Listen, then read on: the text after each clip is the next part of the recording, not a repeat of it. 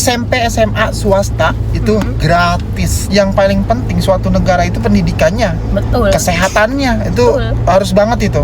Jangan sampai jadi lahan korupsi lagi. Otaknya udah keburu capek. Pihak sekolah juga mengingatkan kepada wali murid untuk selalu mendidik anaknya ketika di luar jam sekolah. Ternyata prestasi anak itu ditentukan bukan dari segi kepintaran dia belajar di sekolah, bukan, tapi memang mana dia di rumah gitu loh. Mahkamah Agung sudah fix, udah ketok palu, minta seluruh sekolah dari SMP, SMA swasta itu gratis dan pemerintah harus subsidi gitu. Iya, pemerintah harus ikut ambil alih atau mengatur regulasinya, seluruh SMP, SMA negeri swasta itu gratis. Nah ini nih, ini angin segar ya buat pendidikan di negara kita ya, pastinya. Tapi pastikan nggak mungkin sekolah swasta yang mahal sekelas kayak misalnya kayak Al-Azhar gitu ya juga gratis, nggak mungkin kan? Kayaknya tiba-tiba gratis nggak mungkin. Nggak mungkin. Cuman mungkin ada subsidi mungkin ada subsidinya ya. Tapi kalau untuk full gratis nggak bisa. Oke, pertama regulasinya beda. Aku seneng sih dengan berita yang harum gini. Cuman kita tidak tahu ya dari segi kesejahteraan gurunya bagaimana gitu loh.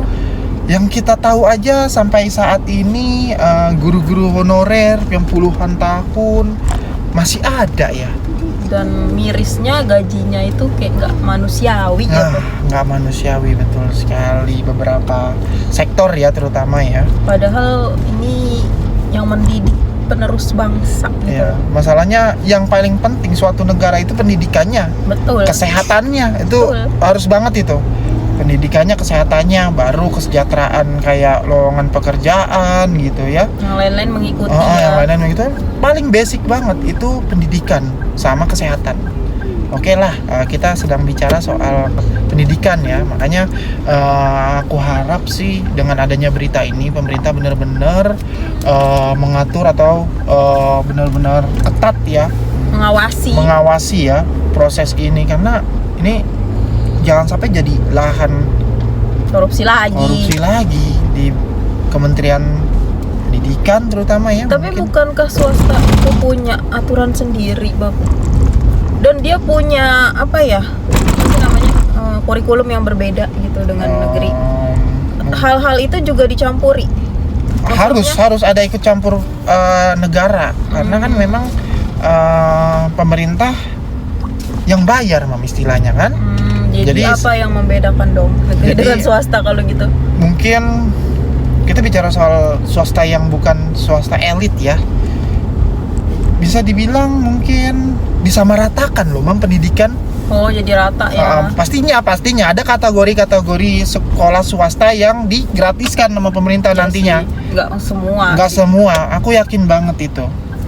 Yang swasta istilahnya swasta menengah swasta menengah gitu, bukan menengah ke atas gitu. Tapi aku juga berharapnya semoga aja walaupun swasta digratiskan tetap punya kualitas pendidikan yang baik gitu, yang layak lah minimal. Jangan sembarangan juga gitu mentang-mentang gratis. Dari tenaga pengajarnya profesional, gurunya gitu loh, yang punya kompetensi yang layak lah gitu. Zaman sekarang kayaknya ya menurut aku sistem belajar mengajar ya itu lebih baik banget.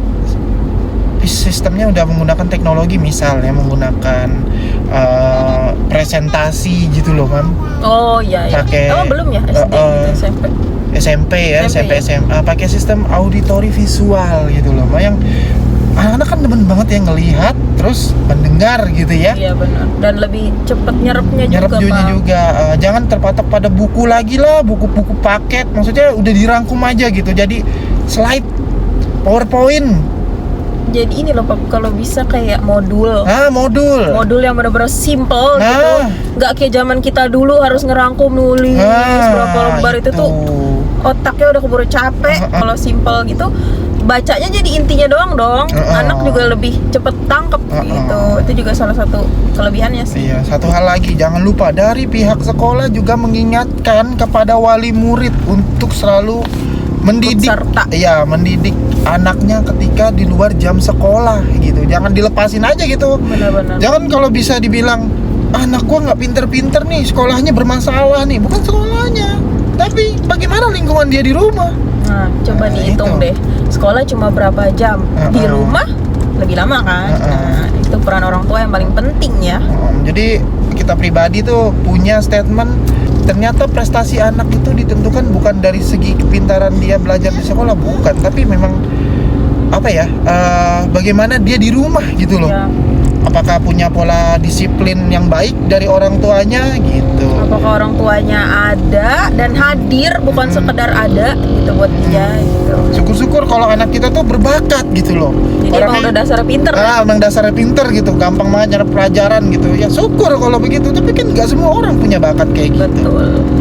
Ini beda ya, anak yang berprestasi karena bakat sama anak yang berprestasi karena memang pola didik atau pola asuh yang diterapkan oleh orang tuanya di rumah gitu loh. Gak bisa jadi perhatian orang tua ya. Mungkin ada yang sependapat sama kita atau enggak, boleh di komen. Oke, kita disclaimer juga ya, karena setiap statement yang kita keluarkan di dalam video ini murni dari Pengalaman pribadi sama pendapat kita aja Iya. ya. Bukan karena comot sana comot sini, bukan, karena emang kita yang sering ngobrol aja ya, dan bukan juga dibayar. Bukan Mohon juga dibayar. maaf sekali lagi. Ya. Terima kasih. Thank you.